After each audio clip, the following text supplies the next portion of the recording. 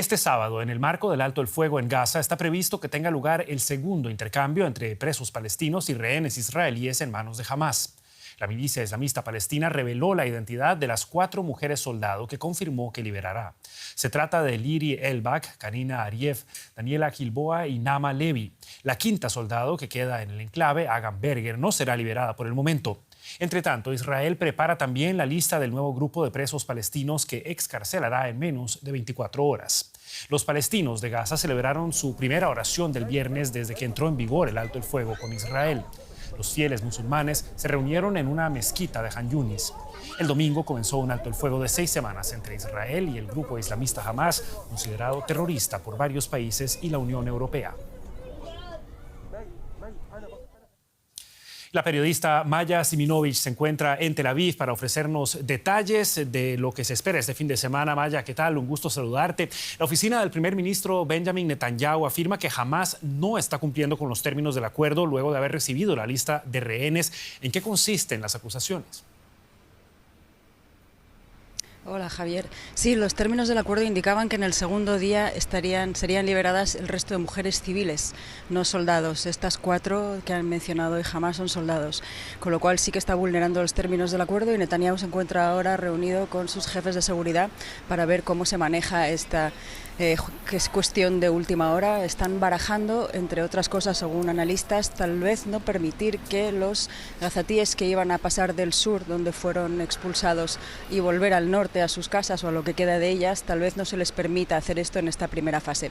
Aunque nada es concluyente todavía, las informaciones son extraoficiales y eso, Israel pretendía recoger a las civiles en estas primeras fases y después los soldados. Y esto significa que efectivamente por cada soldado se van a liberar 50 presos palestinos y Israel no está diciendo quiénes son estos presos todavía.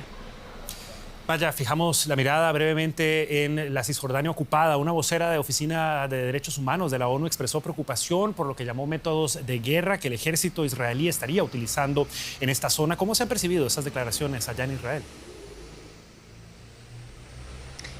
No creo que se han percibido las declaraciones de ella en Israel porque ni siquiera lo he visto publicado. Lo que dice la ONU en general, salvo que sea algo que realmente toque a la esencia del conflicto y de lo que está pasando últimamente, Israel no reacciona no de manera oficial y tampoco extraoficial.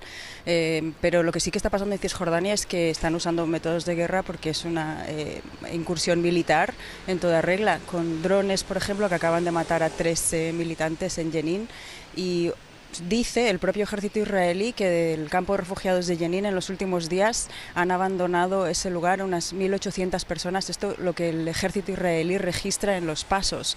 Se dicen que son bastante más. El campo de refugiados tenía 7.000 habitantes y ahora quedan unos 2.500. Y lo que está sucediendo ahí es una incursión militar por tierra y también por aire para, según declara Israel, acabar con la militancia de Hamás y de Yihad Islámica. Maya Siminovich, con el reporte de lo mucho que acontece todavía en Israel a pesar del cese al fuego con Hamás. Maya, muchísimas gracias. Hasta la próxima. Gracias, Javier.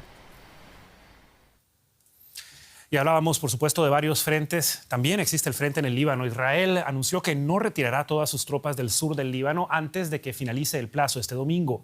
Las fuerzas israelíes han seguido operando dentro del Líbano después de que el pasado noviembre se acordara un alto el fuego con Hezbollah, poniendo fin a más de un año de hostilidades. El gobierno del primer ministro Benjamin Netanyahu afirmó que el ejército libanés no había actuado con suficiente rapidez para asegurar la zona, lo que habría obligado a Israel a retrasar, su retirada. Israel pidió una prórroga de 30 días respecto al plazo original. Por ahora, ni el gobierno libanés ni la milicia islamista chiita Hezbollah, cuyo brazo armado se considera una organización terrorista en la Unión Europea, han reaccionado al anuncio de Israel. Vamos a ampliar los detalles de esta noticia en desarrollo con el periodista Joan Cabasés, quien nos acompaña a esta hora desde Beirut. Joan, ¿qué tal? Un gusto saludarte. ¿A qué se refiere Israel cuando dice que el ejército del Líbano no aseguró suficientemente la frontera y cuál es la situación que se vive en la zona en cuestión? Hola, ¿qué tal? Bueno, la tregua dictamina que tanto Israel como Hezbollah deben abandonar el territorio del sur del Líbano y según el acuerdo es precisamente el ejército del Líbano junto con los cascos azules de la FINUL, las Naciones Unidas, quienes deben tomar el control sobre el terreno en esta zona fronteriza. Pero Israel alega que el Líbano todavía no ha hecho suficientes esfuerzos para desplegar sus tropas en todo el territorio fronterizo y el gobierno de Benjamin Netanyahu exige que esto sea así antes de su retirada del Líbano para asegurar que Hezbollah no está presente en esta zona. Hay que tener muy presente que en Israel existe un temor importante desde el 7 de octubre de 2023 a que no haya ninguna amenaza presente al otro lado de ninguna frontera de Israel con sus vecinos. Por último, la situación en esta zona pende de un hilo. Las tropas israelíes, ya lo estabais explicando, siguen presentes en muchos municipios en el sur del Líbano y la población de la zona no está convencida que la guerra no vaya a reactivarse. Muestra de ello es que muchos civiles todavía no han regresado a sus casas o no han empezado todavía a reconstruirlas. Joan, por ahora no hemos visto una respuesta oficial del Líbano. Me corregirás si no es así, pero Israel parece estar determinado a mantener sus tropas sin importar la reacción de su contraparte. ¿Está en riesgo el cese de las hostilidades?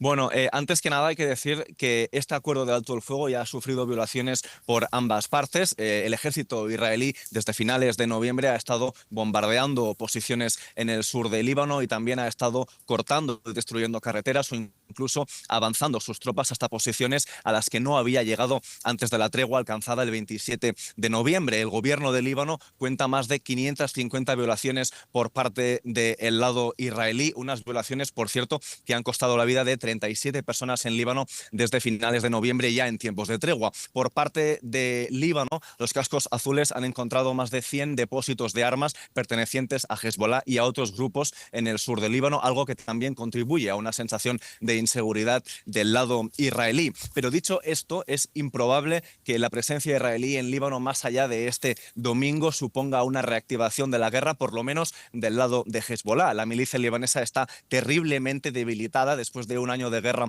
con Israel y sufre además una fuerte crisis de popularidad en Líbano que hace improbable que la milicia apueste por arrastrar este país de nuevo a una guerra con Israel. Joan Cabasés, con el reporte sobre una violencia que no parece terminar en el sur del Líbano. Joan, muchísimas gracias y muy buenas noches. A vosotros.